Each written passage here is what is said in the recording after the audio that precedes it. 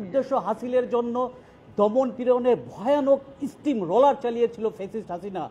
Human rights ওয়াচের দক্ষিণ এশিয়ার director Meenakshi Ganguly এক প্রতিবেদনে বলেন, এশিয়ার অন্য 4টি রাষ্ট্র থেকে বাংলাদেশে গুমের ঘটনাগুলো অধিক নির্মম ও নজিরবিহীন। ফ্যাসিস্ট হাসিনার নির্দেশে সরাসরি গুমের সাথে জড়িত ছিল সরকারের বিভিন্ন বাহিনী। হাসিনার আমলে গুম করার প্রধান অপরাধ ছিল ভিন্ন রাজনৈতিক মতাদর্শ ধারণ করা। এখানে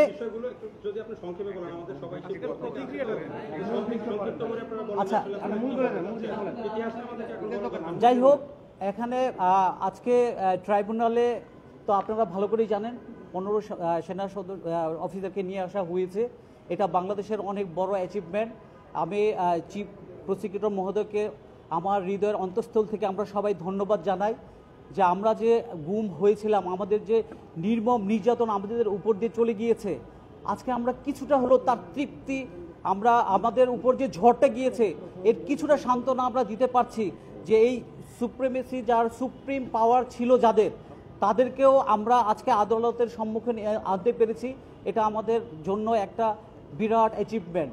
এবং যারা গুম থেকে ফিরে আসেনি তাদের নিখোঁজ, তাদের কণ্ঠ হয়ে আজকে আমরা কণ্ঠ হয়ে বলছি এবং তাদের নিখোঁজ চোখের ভাষাকে আমরা বিশ্ব দরবারে তুলে ধরে বলতে চাই যে তাদের বিচার একদিন হবেই হবে এবং ন্যায় বিচার যেন হয়।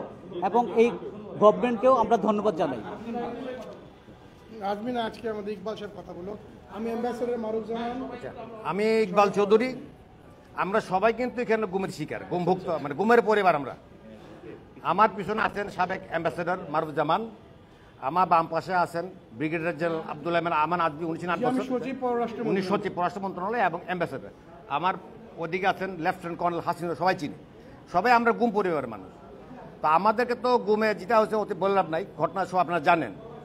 আমার উদ্দেশ্য ছিল যে আজকে একমাত্র মহান আল্লাহর দরবারে এই জন্য প্রার্থনা জানাচ্ছি, দোয়া করছি আল্লাহর কাছে আমরা শুকরিয়া জানাচ্ছি। তা আমাদের যেটা ছিল, আমরা গুমের বিচার পাওয়ার, চূড়ান্ত বিচার পাওয়ার পদক্ষেপে প্রথম ধাপ আজকে সাকসেসফুল। যেসব আসামি রাষ্ট্রীয় ড্রেস পরে রাষ্ট্রীয় প্রতিষ্ঠান থেকে যারা ফ্যাসিস্টদের পক্ষ হয়ে এভাবে গুম খুনে জড়িত ছিল, তাদেরকে যাতে এখানে আনতে পারছি, সেজন্য thanks to the government, thanks to the court, thanks to the ICT, thanks to the chief prosecutor all. আর আমরা যেটা বিচার চাচ্ছি, আশা করি বিচার পাবো। আর বিচারের প্রথম পদক্ষেপে যেহেতু আর সংশয় ছিল যে আজকে তাদের এইসব কি বলে আসামিদেরকে আনবে কিনা, যা হোক শেষ পর্যন্ত আনছে, বাধ্য হচ্ছে আসামিরা, ওনাদেরকে অলরেডি কারাগারে প্রেরণ করা হয়েছে। বাকি যারা বিদেশ আছে তাদেরকে, আমাদের দাবি তাদেরকে জন্য ইন্টারপোলের মাধ্যমে যে হোক পত্রপত্রিকা বিজ্ঞাপন দিয়ে ইন্টারপোলের মাধ্যমে তাদের বিদেশ ধরে আবার কোর্টে হাজির। এটা আমার থ্যাংক ইউ। একটু শুধু বলি, সেনাবাহিনীর গৌরবময় ইতিহাস আমাদের জানা, কিন্তু সেনাবাহিনীর গৌরবময় ইতিহাস, সেনাবাহিনী দেশের সংকটকালে সবসময় পাশে ছিল। কিন্তু আমরা চাই যে এই যে সেনাবাহিনীর যে গৌরবময় ইতিহাস অটুট থাকুক, কিন্তু কিছু বিপদগামী অফিসারের কারণে পুরো বাহিনীকে আমরা কলঙ্কিত হতে দেব না। আসসালামু আলাইকুম, আমি অ্যাম্বাসেডর মারুফ জামান, আমি সচিব ব্রিগেড পররাষ্ট্র মন্ত্রণালয় থেকে। আমাকে 16 মাস গুম করে রাখা হয়। আমাকে যখন গুম করে রাখা হয় জয়েন্ট ইন্টারোগেশন সেল, যেটা আপনার কোড নেম হলো আয়নাগর, তার আগের নাম ছিল ব্ল্যাক হোল। আমি আজমি হাসিন, কর্নেল হাসিন আমরা একসাথে একই সময় ছিলাম। ইকবাল সাহেব, আমরা এই 4 জন একই পিরিয়ডে ছিলাম। আপনাদের সবাইকে একই বিল্ডিংয়ে জিআইসির 2-3টা ব্লক আছে, ওখানে ছিলাম। এবং আল্লাহর কাছে আমাদের হাজার শুকুর যে আপনাদের জন্য, আমাদের দেশের মানুষের জন্য দোয়ার জন্য আজকে আমরা বেঁচে আসছি। এটা আমাদের সেকেন্ড জীবন। আমাদের উপর যে কি অন্যায় করা হয়েছে তা আমাদের মুখে কেউ বলতে পারবে না। একদিন যদি কেউ এখানে রাখা হয় তাহলে বুঝবেন যে তার কি অবস্থা হয়। আপনাদের সবাইকে ধন্যবাদ, আমি আমার দীর্ঘায়িত করব না। এবং আজকে যে আমি এই দিনটা দেখতে পেরেছি আমরা, এটা আপনাদের জন্য এবং বাংলাদেশ জনগণের প্রেশারের জন্য, যে কিছু দুর্বৃত্ত অফিসার আর্মির, আমি কিন্তু সেনাবাহিনীর, উনিও সেনাবাহিনীর রিটায়ার্ড অফিসার, আর্মি এর জন্য দায়ী না। যে আর্মির বলে যে আর্মির খারাপ, এটা ভুল করছে।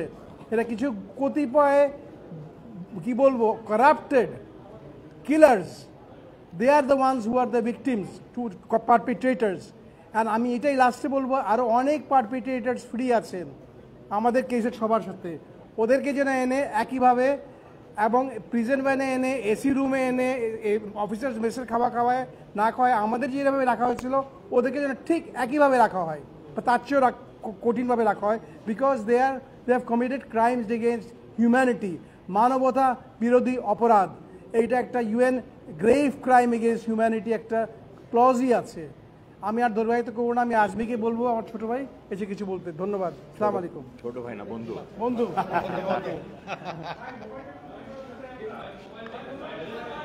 জেনারেল আজমি, আপনার কাছে একটা প্রশ্ন আছে।